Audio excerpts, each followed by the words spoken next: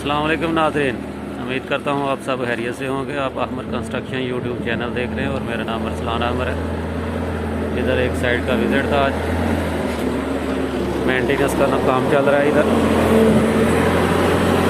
और ये waste material का मूव कर रहा है।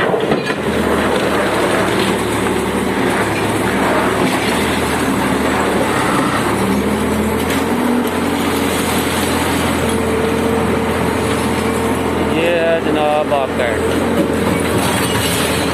S130।